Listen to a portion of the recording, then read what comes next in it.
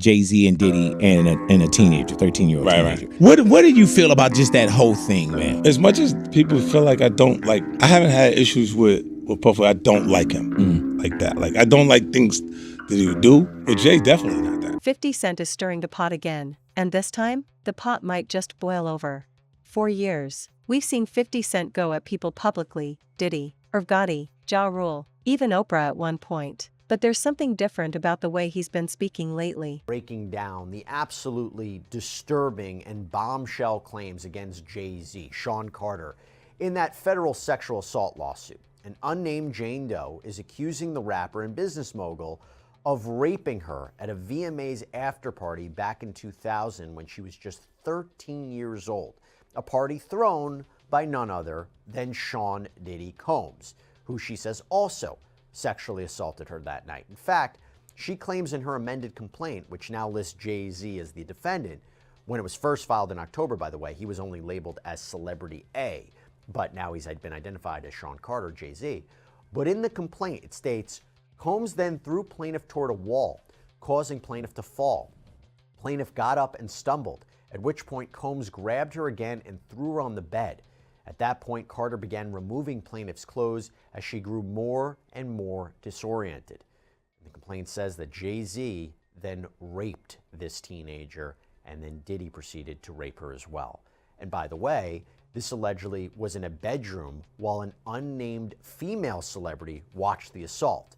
And this Jane Doe has sued both men for this alleged assault under the Gender-Motivated Violence Protection Act, which provides a look-back window to sue for claims that would otherwise be too old, barred by a statute of limitations issue. It just has to be a violent act that was motivated by someone's gender. So here the idea is that she was an underage girl, she couldn't consent. And remember, this all comes as Sean Combs is sitting in the MDC, the Metropolitan Detention Center, on federal sex crimes charges of racketeering, conspiracy, sex trafficking, and transportation to engage in prostitution.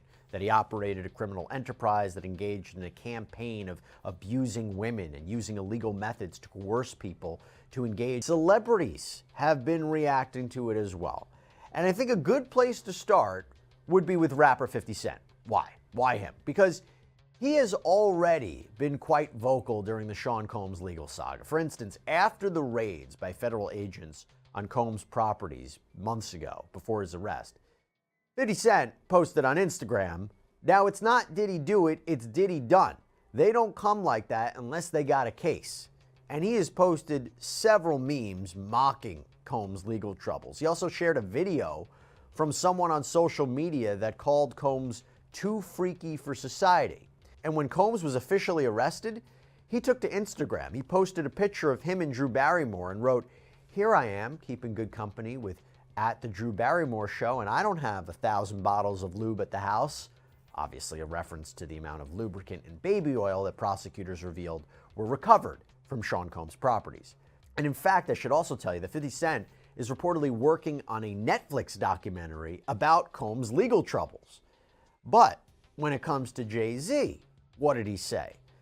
He said a few things, or he did a few things. So first, I should tell you that there doesn't appear to be any love loss between the two of them, because back in the day, the two had a beef, at least through lyrics against one another. For instance, 50 Cent released the song How to Rob, in which he seems to suggest robbing Jay-Z, and Jay-Z put out a song called It's Hot, Some Like It Hot, in which he rapped, "I'm about $1, what the F is 50 Cent?" Now, although they had performed together in the past, there's a new energy behind it. It's not just jokes. It's not just petty shots. He's hinting at something bigger, something darker, something that goes beyond the typical industry beef, something that sounds more like a coded warning. And now, he's dragging Jay-Z into it. Yeah, Jay-Z. The mogul, the icon, the billionaire businessman who's been seen as untouchable for over 2 decades. When 50 starts tying Jay-Z's name to Diddy's so-called freak-off world, it raises more than just eyebrows. It raises serious questions. Because if Jay is even tangentially connected to what's allegedly going on in Diddy's private life, then the entire image we've all been sold starts to fall apart. Let's start from the beginning. For the past year, Diddy has been under fire, multiple lawsuits, accusations, allegations that, if true, paint a picture of a man who used his power, his wealth, and his influence to create a world behind closed doors that few people ever got to see, a world filled with late-night parties, jet-setting to private islands, hand-picked guests, NDAs so tight that careers could be buried if one word slipped out. We're talking about a level of secrecy that doesn't exist in normal celebrity culture. Maybe patch things up or look like things were okay. Doesn't really look like they're besties, because I mean, in 2011, Fiddy told MTV News, "We don't have those kinds of relationships. These people are people I associate with. We're in the same business. We're not necessarily friends. We don't call each other for no reason." And I should tell you, if you had any doubt about their friendship, well, what did 50 Cent do just in the wake of this Jay-Z lawsuit? Well, he posted on Instagram a meme of him in a car with the caption, "Okay, I don't know what's going on, but are we going to still have the Super Bowl? Worried emoji? I'm just asking for a friend." That, of course, is in reference to the fact that for the last few years, Jay-Z and his company Roc Nation helped to produce the Super Bowl halftime show. But he really wasn't done there, because you know how right after the lawsuit was filed, I mean, less than 24 hours, Jay-Z, his wife Beyonce, their 12-year-old daughter Blue Ivy, and Beyonce's mom Tina Knowles attended the LA premiere of Mufasa, the Lion King. This is what we talked about in a previous sidebar. But now, in a deleted post on Instagram, 50 Cent wrote, "Jay said they said I raped a kid. Everybody get dressed, we're gonna see Mufasa." Seemingly poking fun at him for going to a movie premiere in the wake of these brand new allegations. Now, to be clear, Beyonce and Blue Ivy both star in that movie. I don't think that they could have avoided the premiere, but maybe some would say you shouldn't have showed up. I don't know. But anyway, I will tell you, I interviewed body language expert Susan Constantine about how Jay-Z appeared at that premiere and whether it told us anything based on his body language. Take a look. When I look at Jay-Z, you can see his lips pursed. That is a form of agitation. So when we look at that, when people purse or tighten their lips, it tells you a little bit about their cognitions, maybe that he's not really enjoying this as much as he's portraying when he was walking on. And what I'm looking for is a cluster. I see a horizontal stressor right across his forehead, and then he has his hand in his pocket. So we've got three things, which is a cluster. You would think that Jay-Z would have incorporated Beyonce into the mix by putting his arm around Beyonce's waist. We didn't see that here. So that's why I'm saying there's almost like a separation, two different frames. Beyonce, of course, alliances are with her daughter. You can see her leaning her head towards her daughter. Her daughter is out up front, is almost in a princess type of positioning. So overall, when I'm looking at this, the mannequin type of stance that Tina has, the agitation that Jay-Z is concealing. So what I mean by that, it's not an outward or expression. It's actually micro expressions of showing you what some of cognition might be. But going back to 50 Cent for a second, you know what else he apparently did? Because it didn't end there. He apparently posts an AI-generated video of Jay-Z and Sean Combs in tuxedos getting arrested by police with the caption, "I want to post this, but I'm afraid I'm going to get shot. LOL, laughing emoji." Now, one other thing I have to mention about 50 Cent before we go to other celebrities. So he sat down for an interview with personality Big Boy. This is something else, something deeper. And who's been the loudest voice calling it all out? 50 Cent. He's been relentless, posting memes, making jokes, but under all of that sarcasm and trolling, there's a pattern. He's dropping hints, he's pointing fingers, and slowly, he's been peeling back the curtain. But recently, something shifted. 50 didn't just go after Diddy, he started widening the scope. He started asking more dangerous questions. Questions like, who else was there? Who else knew? Who helped keep all of this quiet? And that's when things got interesting. Because when people started connecting the dots, connecting the names, the circles, the parties, the mutual connections, one name stood out more than most. Jay-Z. Now, let's be clear, 50 hasn't come out and made direct accusations against Jay. That's not his style. He plays chess, not checkers, but the way he's talking, the way he's positioning things, the message is loud and clear. He's saying, look closer, Jay might not be as far. And it happened this week, and he addressed a lot of this. He said, "I haven't had issues with Puff where I don't like him. I don't like things that he would do that make me uncomfortable. And in terms of Jay-Z, he said, I just hope things are all right for him internally. I mean at the crib. Because in the statement they mentioned his daughter being old enough to, because she about 13, so it's the same age as these kids they saying he did something to. And he also said the damage is already done by the allegation itself. And he even claimed that the NFL regarding the Super Bowl show, quote, will fall back in light of this lawsuit and they won't necessarily be associated to that. Meaning the NFL, they won't necessarily stick with Jay-Z.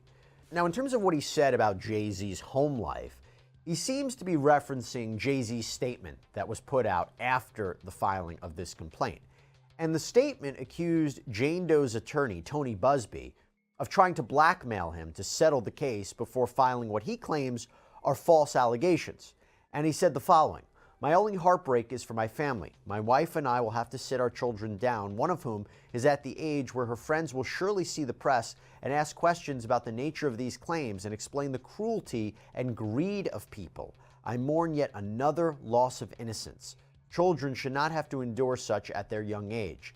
It is unfair to have to try to understand inexplicable degrees of malice meant to destroy families and human spirit.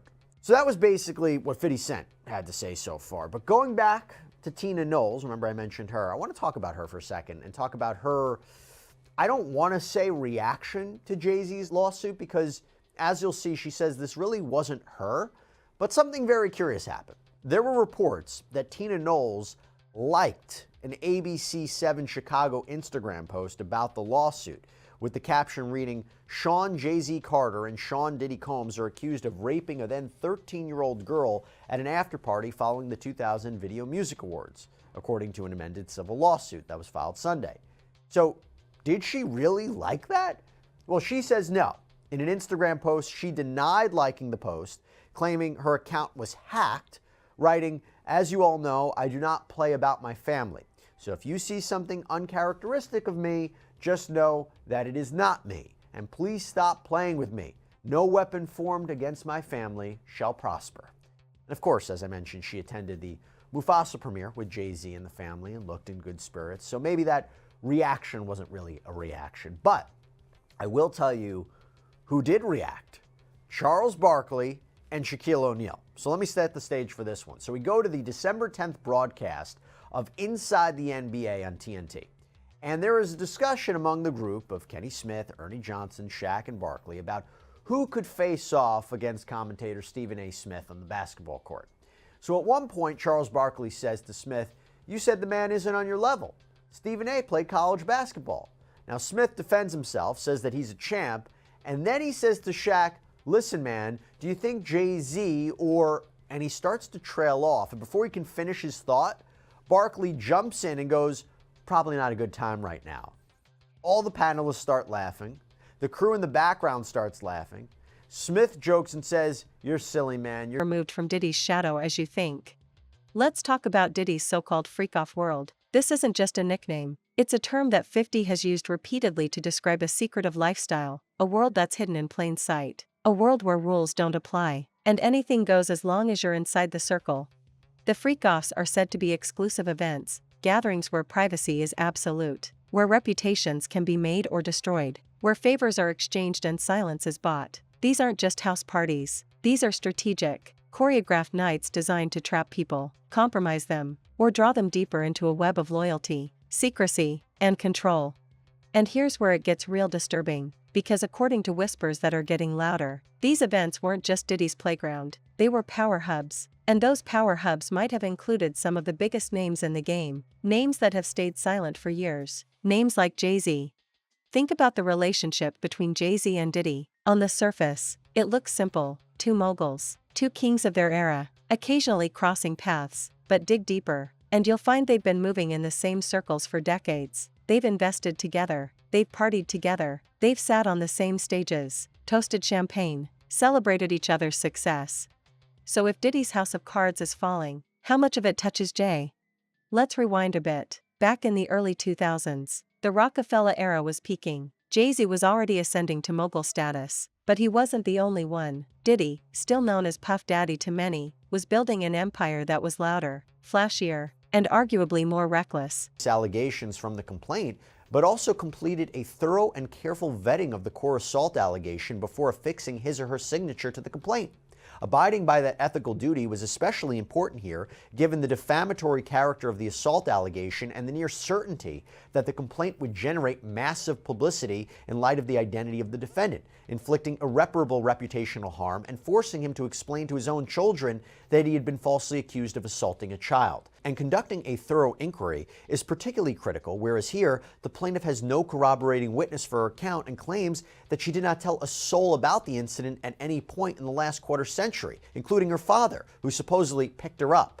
Spiro continues that a reporter was able to undercut almost all of the events of plaintiff's narrative just 5 days after the FAC, the First Amended Complaint, was filed only highlights the complete lack of investigation undertaken by her own attorneys. A simple call to her father, a review of publicly available video footage and photos from that night at and after the VMAs, or a review of publicly available property records would have quickly revealed the implausibility of her allegations. But Mr. Busby has all but admitted that he declined to undertake such a basic investigation. When confronted by NBC News journalists with the series of false allegations in the complaint, Mr. Busby sought to cover for his utter lack of diligence by claiming his client would undergo a polygraph examination, an offer he seems to have abandoned since making it weeks ago. And he passed the buck, stating that another unnamed firm had vetted the allegations and that the Busby law firm would, quote, continue to vet claims and collect corroborating data to the extent it exists. So yes, that is true based on the NBC reporting. He said that. And Jay-Z argues that's not adequate. That is, quote, entirely improper, and that it was Busby's job to conduct a factual investigation before he signed and filed this complaint, not afterwards. And Jay-Z and Alex Spiro double down on this, and they make the argument that if you look at how Tony Busby has conducted himself since Combs was arrested and indicted, it shows that Tony Busby hasn't been doing his proper due diligence. Why do they say that? Because after that happened, after Sean Combs was arrested and indicted, they say that Busby apparently published a 1-800 hotline number for potential plaintiffs to sue Sean Combs for abuse. And they say just 2 weeks later, he holds this press conference where he claimed that more than 3,000 people had contacted him through the hotline, and that he claimed he was representing 120 plaintiffs who wanted to bring lawsuits against Sean Combs. That is true. He did hold that presser. We covered this on prior sidebars. But they argue, quote, that sequence alone strongly suggests that Mr. Busby's vetting of claims was grossly deficient.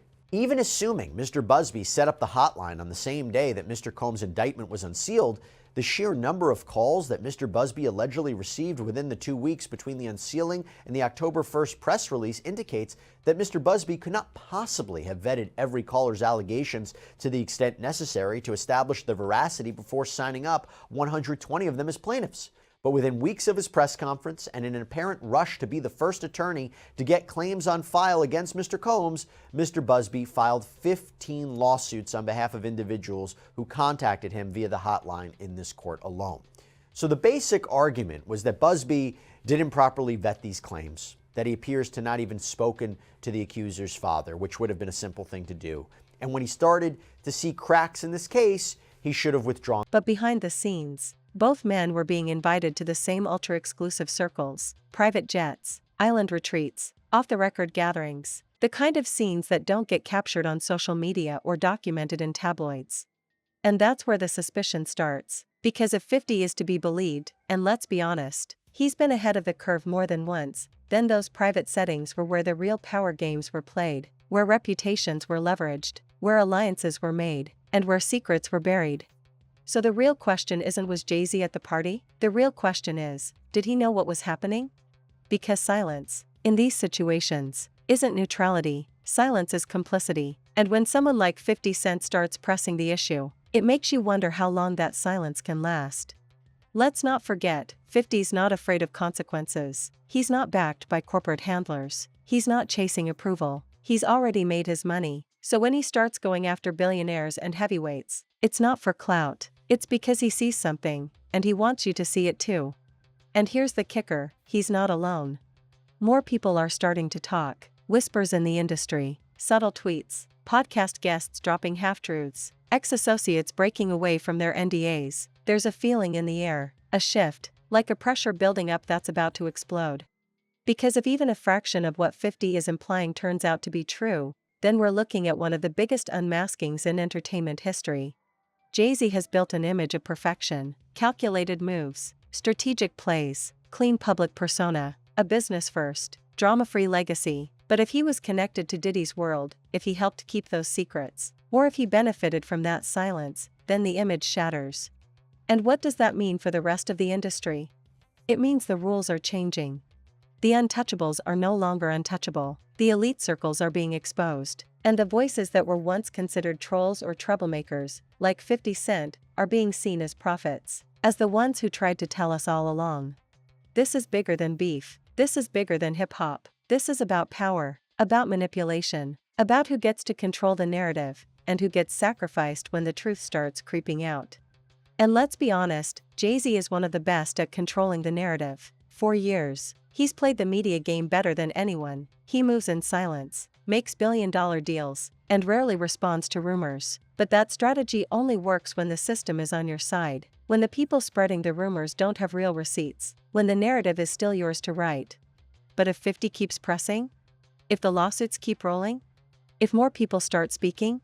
Then Jay-Z's silence might start sounding less like wisdom and more like fear. So what happens next? We wait, we watch, and we keep listening, because if history has taught us anything, it's that when 50 Cent starts digging, he usually finds something, and if what he's found this time connects Jay-Z to Diddy's hidden freak off-world, then the entire house of hip-hop royalty might be about to collapse. Stay woke, stay watching, because this story is far from over.